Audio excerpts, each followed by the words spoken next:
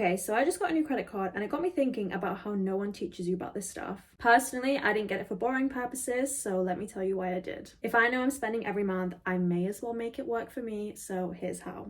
So you know when you have money, your bank pays you interest, and then when you owe money, your provider charges you interest. Well, did you know that when you spend on a credit card and then you pay it off at the end of the month, you actually don't owe any interest at all? You might have wondered why people use credit cards when they don't need to. Well, actually credit cards can be really useful and not just for borrowing money short term. It can actually be smarter to buy something with a credit card rather than a debit card, because if the purchase is over £100, then your credit card protects it in case something goes wrong. This is called Section 75. Plus, you can access the benefits that a credit card offers, like cashback on money you spend and points. You can use these for things like hotels, travel, concerts. Some people do their monthly spending on a credit card and then use payday to pay it all off. That way your actual money can be earning interest while you use credit interest-free. Some credit cards are particularly good value because they offer interest-free for many months at a time before then reverting to a higher rate. But,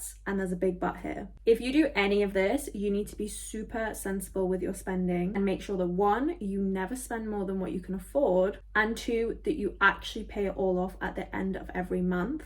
I use a direct debit for this, so then I don't forget and then I never have to think about it. This is called clearing the balance, and if you don't do it at the end of every month, your debt will grow and then you can get in trouble. So for me, this looks like I know I have around £3,000 to spend on rent, food, bills, and then fun stuff. I can't pay my rent and bills with my credit card, so I have to subtract that and set a mental limit for my credit card for the remaining amount. Now I make sure to never spend more than this amount on my credit card and then pay it all off in full on payday, and then I don't have to think about it.